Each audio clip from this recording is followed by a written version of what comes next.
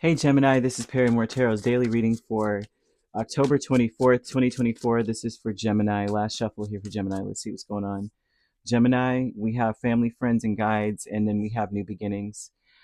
Some of you may be wanting to go to Disney World, Disneyland. That's one aspect I keep seeing repetitively for you. Also, I see your past on loved ones, which could be friends or significant other or family, even your spirit guides. They're they may be making themselves known to you. You may feel like, for some of you, there's a new beginning here. They're wanting you to be happy. There's some energy about this is not a sad thing. There's something about this where they're throwing out like this isn't a sad thing. Something is not sad here. You are goodness gracious, you're better than this, or you're better, or something like that. Seven of Swords, Five of Cups, Empress, and Queen of Wands.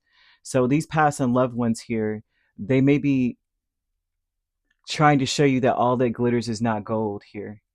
Okay? They want you to understand that this some new beginning or some new opportunity, new job, whatever this is, that there is something here that's not at what it seems. You're being warned to some degree. It's almost as though your visionary skills or whatever it is, like you may have some kind of premonition or something, and you may realize that they're making it seem like it's a Disneyland, Disney World in this place, or that it's so great, right? This is so wonderful, but in reality there's something else underneath the surface going on at this place. Whatever it is, it's a new job, new person, new relationship, something here. Something is not what it looks like. The new beginnings with the Nine of Swords and the Ace of Pentacles are kind of throwing out here that there's someone around you that may stress you out or have you in a state of fear. You may feel really nervous and you don't know why.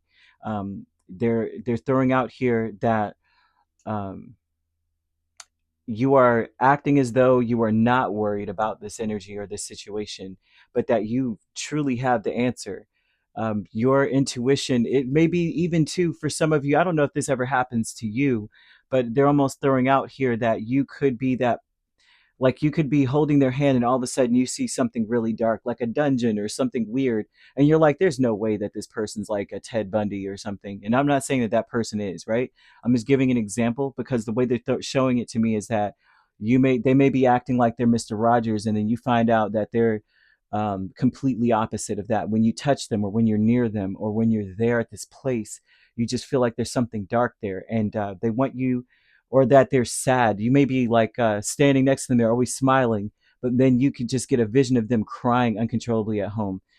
There's something here where they're showing that there's a new beginning when it comes to the spirits around you or the people around you, that um, they're pretending to be confident and there's something is not right.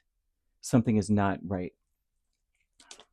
Like when they're home, they're depressed. When they're home, they unzip their the outer body, like they're unzipping themselves and stepping out, and there's just this dark figure inside of them. Deserving is Judgment and Star, and they're telling you that you're deserving of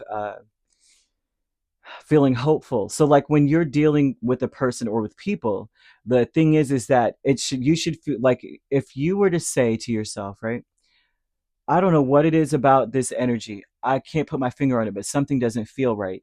When you reevaluate things, you should be reevaluating it, and it should feel like you deserve to be able to say, "Oh, well, that's just a figment of my imagination." But the more that you evaluate a situation, the more that you see disturbing things or something disturbing about it. The more you go, "Well, let me just take a second look," and the more you look, the more you find.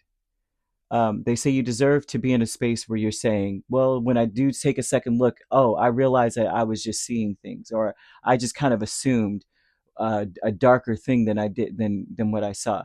They say you deserve to be in that space of saying, well, I have a bad feeling, but then my feelings um, were quelled by this good news that I got, or by the fact that I realized maybe this is just my mind playing tricks on me. But it may be the opposite, that the more that you look, the more you find, and it ain't pretty.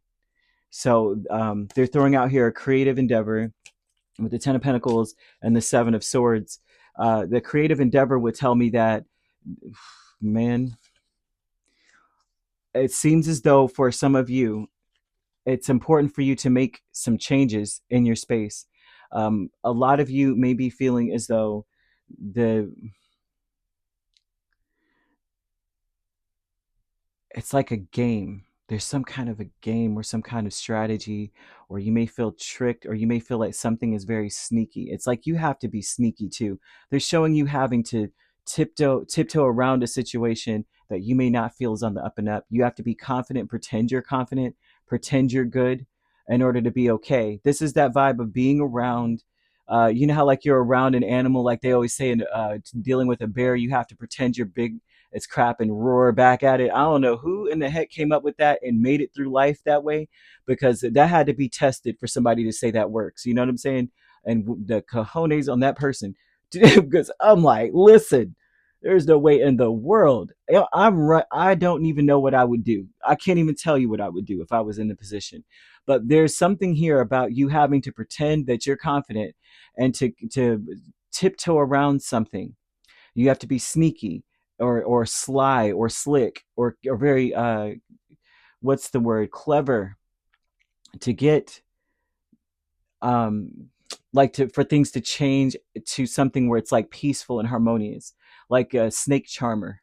You're gonna have to charm the snake back in the basket, play the song, and do your head. And you know, there's something about you having to do this with an individual or with people. You may feel imminent danger, and they're like, the only way to get out of it is you got to pretend like you don't know that you're in danger. You got to pretend like you're good. You keep walking normally, and maybe it won't come in, you know, it won't charge you.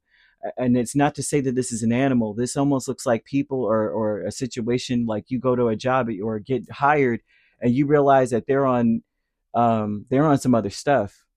You realize that there's more going behind, like there's a door that's locked and you're not allowed to go in. You find out there's some crap going on behind that door. You got to pretend like you don't know.